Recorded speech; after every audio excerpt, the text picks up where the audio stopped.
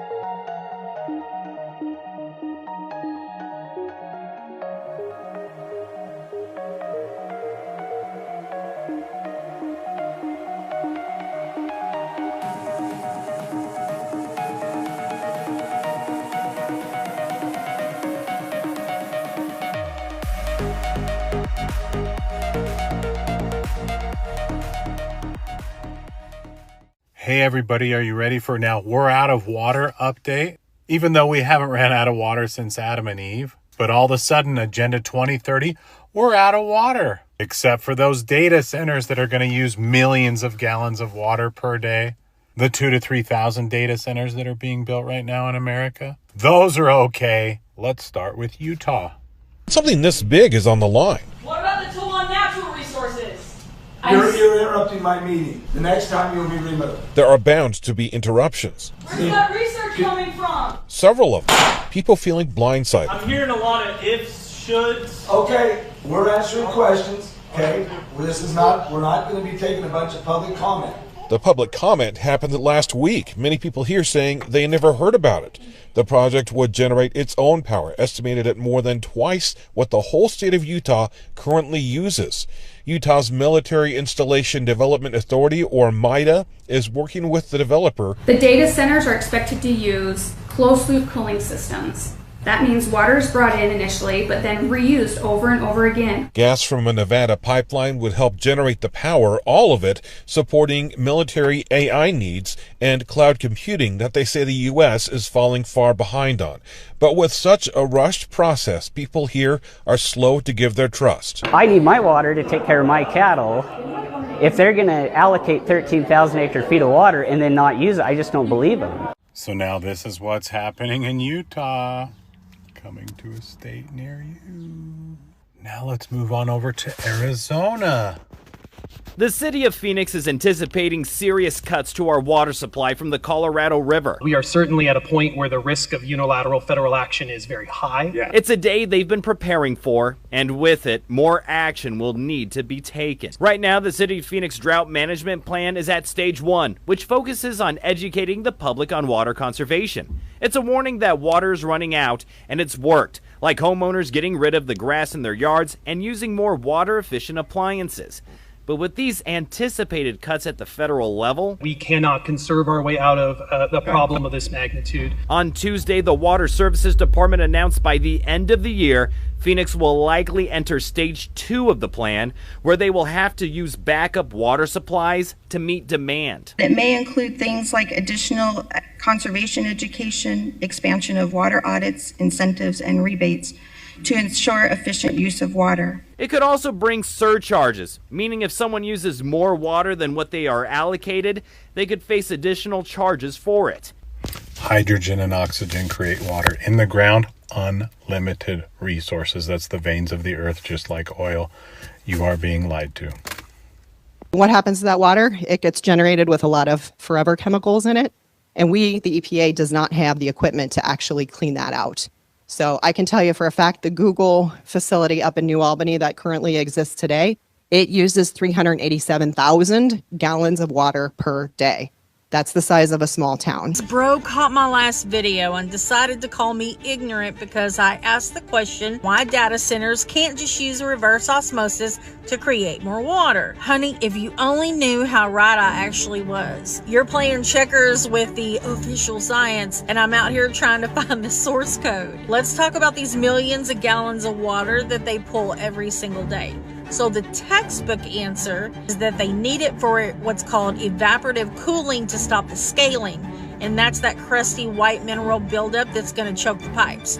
But why did they even need that much cooling? That's because the data centers aren't just storing your cloud photos. They're like the motherboards for this entire reality, and they're hardwired, like plugged in directly to the sun planet. Yeah, you heard me. That star in the sky, it's a high voltage reflective sphere. When you plug a planetary power core into a localized grid, the heat isn't just hot, it's this molecular meltdown. And this is where the RO comes in. They're not just filtering water, they're performing a biological data wipe. So by forcing millions of gallons through those membranes, they strip the water of its memory, if you will, and its minerals, because minerals act like tiny antennas that would pick up the sunflux raw frequency and fry the hardware. They're creating null water. Now, that isn't about consuming a resource, I guess. It's about a multiplication loop. They take that purified empty liquid and cycle it at such a high velocity that it creates a thermal vacuum. So, I mean, you can call me ignorant if it helps you sleep. But while you're worrying about the plumbing, I'm watching them scrub the atoms of the planet just to keep the skylit from flickering. I really didn't trip over my words per se, I just bypassed your firewall. And if you guys really want to trip out, next time the sun is out, look at the sun, close your eyes, and tell me what you see.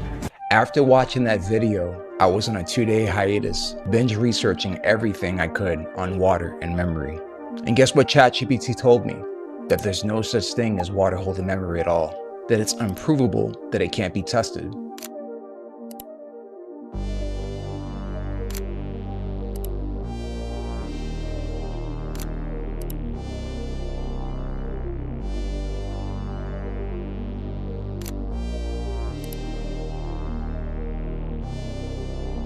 We all know by now that the human body is comprised of 40 to 60% water. And we, the human beings, have thoughts and emotions and everything else that exists in our own biofield. Everything that exists in our biofield is our consciousness. What are the odds that you go to convey all the information that was presented in that video, go to ChatGPT, only for ChatGPT to come back and say, it's all fringe, it's all conspiracy, it's all cap. There is no such thing as water holding memory. Yeah, Here is water memory. You can do this experiment yourself just by showing an image to water for around 30 seconds and then freezing the water, and you will see a reflection of the image you showed it. This proves that water holds memory. It has consciousness. This is because water can change its structure depending on the vibrations it comes into contact with. This is where things start to get a bit crazy with words. Placing the word schizophrenia in water and then freezing it shows this image of a double-faced person. This proves that water is intelligent and is reacting to vibrations of the words. Now that you understand this concept, what do you think happens when you are drinking Monster Energy, or with cans which imprinted the word of death? You are drinking crystallized water with the imprinted vibration of death. You are filling 70% of your body, which is water, with the vibration of death. Tap water is mixed with sewage and all sorts of toxins inside of these facilities. Although they may remove some of the toxins from the water, the crystallized vibration of this water is still very bad. The ancients didn't just build beautiful water fountains for no reason. They had a purpose of moving the water so that it restructures the vibration of the water. Water is basically the internet of the earth. It has consciousness and intelligence. This is just a little nudge within me, but my question is this. Since we are comprised mainly of water, and inside of the water, we are consciousness, and so is the water within us. And they're trying to strip the very memory out of water, which is basically the memory out of creation, which is us, the walking, talking version of Mother Nature. Does this mean that they're trying to strip the memory from all consciousness of humanity? In the sense where they're trying to create a clean hard drive wipe of our minds and everything that we know, and erase everything that's within our consciousness to make us into a node for the machine? for the AI, stripping us of our individuality, of our own identity, and everything else that we are, for the sole purpose of uploading our consciousness into the Internet of Things? Am I reaching? What do you think? Spam your thoughts in the comments below.